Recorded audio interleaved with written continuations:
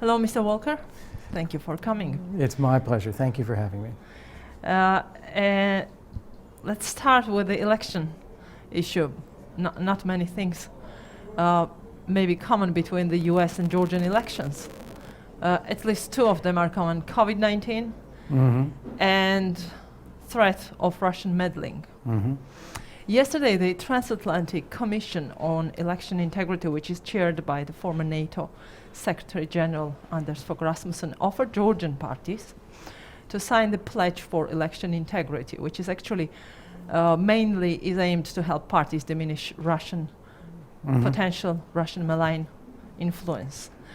As far as I know, the same kind of pledge was offered to the US presidential candidates. Joseph Biden has already signed it, and Mr. Donald Trump's signature is still pending. What do you think about the scale of the challenge, I mean, foreign influence, for the US and for Georgia? Right.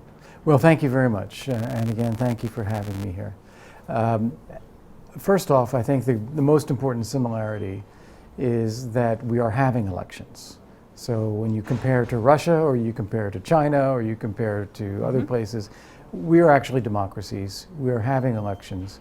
We have every expectation that they will be free and fair elections, and every expectation that the winner will win and the loser will be gracious and step aside, whether that is, stepping down from power or not. Now, the politics of this, however, are always very tricky. And President Trump, as I understand it, may never sign such a pledge like that, because in his mind, it would validate the idea that it's a risk. And as you know, he's been accused of collusion with Russia by the Democrats in the past. So he doesn't want to give any credence to this. He may never do that. In the case of Georgia, we'll see what people say about that. I'm not familiar with Five the parties details. signed yet. I'm not familiar with the details, but we'll see how that goes here. As far as the scale of the Russia challenge, absolutely. Russia is very active and deliberately trying to influence elections all over the world, throughout Western Europe, the United States, here in Georgia, through any number of different means. And I think we all need to be vigilant about it. But as long as we preserve strong institutions to protect a free and fair election, then I think the people understand. The people make their own choices. We had Russian interference in the 2016 election. We also had other countries probably too, but Russia was the principal one. And the result is that people still voted their conscience, they understood what they were doing, and I think it produced a democratic result. And I think as long as we preserve the institutions, Russia will try, but it will never succeed in influencing our societies. In Georgia, in this pre-election campaign, we clearly see the intensification of the rhetoric of those parties that are perceived as pro-Russian by many. Main part of this rhetoric sounds like that. We are not against NATO integration, but NATO does not intend to let Georgia in. If it wanted, it would have done it years ago. That means we have to take care of ourselves and our relations with Russia, go and hold direct dialogue with Russia, say no to NATO and to any alliance, and then Russia will be happy and we will have our territorial integrity restored. Right. That's to make it short. Do you see the threat in this rhetoric, and if yes, what kind of threat? Well, there's a for lot. Georgian society. There's a lot packed into because your there question. is a. I'm sorry, there is a great support for NATO and the EU integration, but it may change. People are different. So, how can this kind of rhetoric work? Okay. Well, there's so much packed into your question. So I'm let's sorry. take it in pieces here. Okay. The first thing is that Russia is an aggressor against Georgia and occupies 20% of the territory and recognizes that territory as though they are independent states. This is not a reaction to Georgia. It's not a reaction to NATO or the United States. This is a deliberate Russian action against Georgia. And they're not just going to give it up. You can have a pro-NATO pro-integration policy in Georgia. You could try to have a pro-Russian policy. It's still not going to give... They call it neutrality. Neutral, but you could call it neutrality. Yeah. It's still not going to change Russia's mind about giving the territories back. They're doing it on purpose. Why are you sure about that? Because they do it everywhere. They do it in Moldova. They do it in Ukraine. They annexed Crimea. They occupy eastern Ukraine. They have substantial troop presence in Transnistria, in Moldova. They have a policy of trying to push down their neighbors and keep them from integrating with Europe. And they use the territorial occupation as a device for doing so. So they're not going to change. And it doesn't matter whether you concede or whether you confront Russia. I think it does matter in the sense that you need to confront Russia. Russia understands... I mean, for Russia's position, Russia would not change the position, and it doesn't matter whether the country concedes or confronts its policy. No, that's not going to change Russia's policy. That's what I'm trying. Yeah, Russia's policy will not change based on that. Russia's policy could change if they see that it is hurting them, that it is damaging Russia's own interests to be occupying these territories or occupying eastern Ukraine or Crimea and so forth. That's why we have sanctions in place against Russia. That's why we have increased the support for Ukraine in terms of defensive arms. It's why we have made a closer bilateral relationship with Georgia and the United States, or Ukraine and the United States, why we've seen increased NATO engagement with these countries, because if it sees that this is not working, and yet it imposes a cost on Russia, that's the best chance for Russia to change its policies. What about Belarus issue? I will go back then to Georgia's one. Elections that were neither free nor fair, protests going on still there, quite strong, growing oppression of those opposing Lukashenko's power. International community expressing strong concern, introducing sanctions, planning further ones. What is still lacking, what do you think, from the international community? Okay. For those people, first of all, to be safe, who are protesting, to be safe, not to be tortured, etc. Okay, on Belarus, there are several things that Putin does not want. He doesn't want a change of power by democratic elections. He doesn't want a change of power by protests in the streets. He doesn't want overt Russian military action against Belarus, because that would not be supported in Moscow. He doesn't care if Lukashenko remains in power or not, but he wants it to be on his terms. So as a result, he is already using hybrid means to take over institutions in Belarus and to try to unwind the demonstrations over time by wearing them down. They've taken over the media. They've taken over the intelligence services and the security services. They have done exercises with the military inside Belarus, outside Belarus, to show that they are willing to use force, but hoping not to. And the goal, I believe, is for them to diminish the protests enough over time that they are no longer a threat, and then orchestrate a fresh election in which Lukashenko doesn't win, but someone else wins that is still in favor of the relationship with Russia. Russia has a lot of tools in its toolbox, and it is already using them. So the options that the West has are pretty limited. Sanctions against Russia, warning Russia against military intervention, which Russia doesn't want to do anyway. But the most important thing we can do is keep the focus on the people of Belarus themselves, that they deserve to have a free and fair election and to choose their own leader. That's been denied to them for 26 years, since 26 years ago. They deserve the right to do that.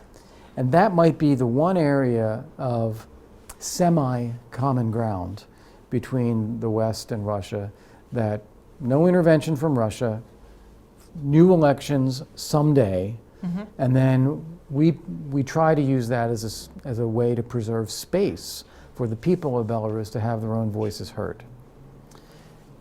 Can I come back to your earlier question, because we never finished the one about Georgia, NATO, and occupied territories in Russia? Well, one thing that you said is that NATO has not done anything towards Georgian membership, and people of Georgia may get tired of that and that they need to look elsewhere. Ironically, it was again former Secretary General Rasmussen last year here in Tbilisi, where he made the case, and I agree with him completely, the fact that Russia occupies part of Georgian territory should not in itself be a reason why Georgia could not join NATO. There are ways to handle that where you have a no first use of force against occupied territories, no military recovery of these territories, but full support for peaceful reintegration. And that could be a policy agreed with NATO. And that would be a way forward, I think, for Georgia to expand its relationship with NATO. And concerning the Georgian public, as I know people in Georgia, they are very much determined to be part of Europe. From historical, cultural, linguistic, everything reasons connects them to Europe. And that's not going to go away. And in fact, Europe and the United States need to be fully supportive of Georgia's aspirations. And that's the final thing when you get to points about Russia and Georgia. The West, the US, EU, NATO, we support Georgia realizing its own aspirations. What Russia does is try to prevent Georgia from realizing its aspirations. And I think the worst thing for the country would be to have a government that accedes to that and puts itself under that kind of Russian pressure. Thank you for going back to the issue, because I myself wanted to continue with the one which concerns to the idea that is quite actively discussed in Georgia. Our listeners are asking quite often the question about the way of Georgia becoming NATO's member while without enacting the Article 5 in Abkhazia and South Ossetia regions of Georgia, which gains the interest of the society, but which makes also people to fear of losing these territories forever. So, do you see this idea as a chance for Georgia, or rather than a risk in this circumstance? Yeah, I see it as an opportunity. I see it as the territories are already occupied. Russia already acknowledges or recognizes them as independent states. Others do not. And this is a way of advancing Georgia as a country without giving up on the long-term reintegration of these territories. And that's US policy, it's the policy of every NATO member. And the stronger Georgia is, economically, politically, security, integration with the international global economy, integration with Europe, integration with NATO, the more attractive it is to people in Abkhazia or South Ossetia to want to reintegrate with Georgia. And the more it disincentivizes Russia from continuing to occupy. Russia doesn't gain anything from this if Georgia is successful anyway. So I think it's an opportunity both for the rest of Georgia, the 80% that's not occupied, to advance the country. And it's also a way of becoming an even more attractive magnet to bring the territories back. Yeah, there are many challenges Georgia is facing, foreign challenges, I mean, and you once said that it is it makes difficult when the society, when the political scene inside Georgia is so divided, it makes hard for the outside players and supporters, partners of Georgia to help the country. How would you, in this context, how would you evaluate the upcoming parliamentary elections in Georgia? Its success to be a really democratic, fair, and free? Well, the most important thing is the process, that the elections truly are free, fair, they're going to be monitored, that they are an opportunity for the Georgian people to have their views or their preferences expressed. That's the critical thing. The second thing that's part of your question is, I have many friends in Georgia. I have friends in the government, I have friends in the opposition, I have friends in civil society, all over. And as I talk with them, I see that they agree with each other on many things. Not everything, of course, but on many things. Critical things about democracy, about economic development, about desire for integration with the EU, desire for integration with NATO, close relationship with the United States. These are things where if it was possible across party lines to set aside some issues, see, these are the national interests of Georgia, whether we're government, opposition, whatever, we agree on these. And our differences are going to be over other domestic, political, or other issues. I think that would be very helpful as a guide for the international community. Because when the divisions in the society are deep, it's very hard for people to figure out how do we provide support to Georgia when it's that divided. But I personally, knowing the country well, don't think it's that divided. I think there's actually a lot more that Not binds. anymore, you mean, because No, politically, it's deeply divided. like presidential election. Yeah. Well, Elections, yeah. politically it's deeply divided. People Yeah. are pro-government, anti-government. But in terms of the substance, which you don't hear much about, frankly, but in terms of the substance, there's a lot more agreement than people think. And I would like to ask you about Nagorno-Karabakh situation, which worries us. We hear different analysis, explanations, etc., but we see that the situation is very critical, and it is critical for Georgia, but not only, of course, it's not important for the region itself only. Could you please help us to understand it better? What would you say? I mean, I know you need to keep it short, but who can do what? Because Georgia offered, and several other leaders also, some platforms, etc., but we know it's not a matter of place where the parties would meet and talk. It's about circumstances. Right. Yeah. Although the place also relates to understanding. And Yeah, Georgia is a neighbor of both countries and has good relationships with Yep. both countries. And so I think Georgia does have a potentially special role as a place that can talk to both sides and understands them very well. If you look at the European Union's handling of Belarus, they rely a lot on Lithuania. And that's because Lithuania has very close ties and understanding of Belarus. I think Georgia could be in a similar position with respect to Armenia and Azerbaijan. Second thing is the dangers are real. If this were to escalate into a full-scale war between Armenia and Azerbaijan, that would be a disaster for both countries and a disaster for Georgia. So no one wants that. I don't think that should happen. We've seen many people come out and call for ceasefire, calm, dialogue, and so forth. That has to happen. Third thing is that I don't think we can underestimate Russia's role in this. I think Russia contributed to the escalation of this crisis through the rhetoric and through the arms sales or arms transit To both sides, to yeah.